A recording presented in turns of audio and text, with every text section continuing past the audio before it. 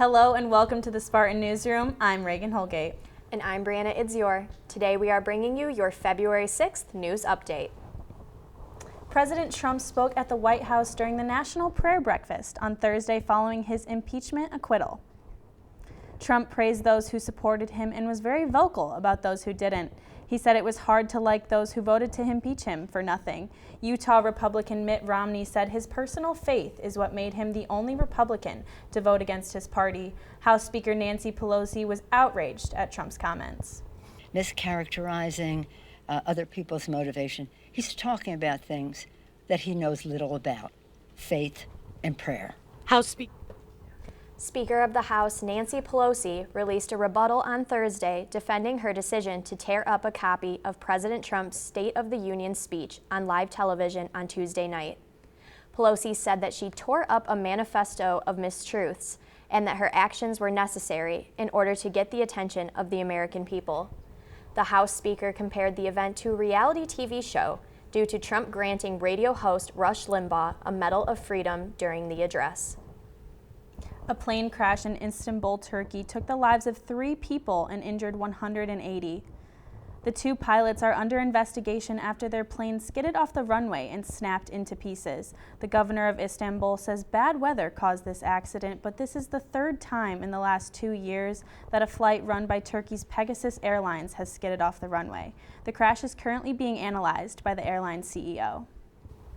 The results from Iowa's Democratic caucus, released on Wednesday, were filled with inconsistencies and data errors. Based on Iowa's complex caucus rules, the report showed results that could not be possible.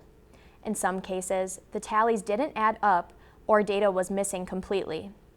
The race is tight, with Bernie Sanders only 1 percentage point away from closing, making every error crucial. As of Thursday morning, the final results are still being tabulated. 2 officers were shot after investigating a death in Curtis Bay, Maryland. On the night of February 5th, detectives recognized the victim's missing vehicle on the road and pulled it over. The driver allegedly opened fire on one of the detectives and fled. Later that night, the suspect bailed out of the vehicle near Baltimore City. He was being pursued by another officer who he also shot. Both officers have been stabilized at a local hospital, with one's condition being critical. The Harvey Weinstein trial is continuing in New York today. Actress and model Lauren Marie Young is expected to take stand to finish testifying against Weinstein. Young is the 6th accuser of Weinstein and is saying that he sexually assaulted her in a hotel bathroom in 2013. Weinstein is being charged with first-degree rape, 2 counts of predatory sexual assault, 1 count of first-degree sexual assault, and 1 count of third-degree rape.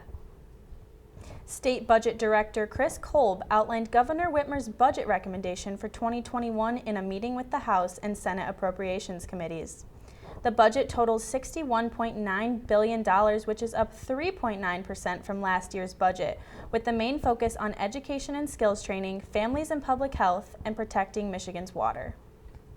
Wisconsin Governor Tony Evers announced a $250 million surplus in the state budget. Evers wants to put this money toward mental health and special education. His proposal was met with great opposition, mostly among Republican leaders. They believe the money should go toward lowering income and property taxes. Evers wants to allocate the money to both education and tax cuts, but Senate leaders said his plan is unlikely to pass. After their Super Bowl win over the San Francisco 49ers, fans welcomed the Kansas City Chiefs home with a parade. Fans lined the streets as players and coaches rode towards the Chiefs Stadium. Head coach Andy Reid marks his 222nd win and his first Super Bowl ring. The 92nd Academy Awards takes place at the Dolby Theater in Hollywood.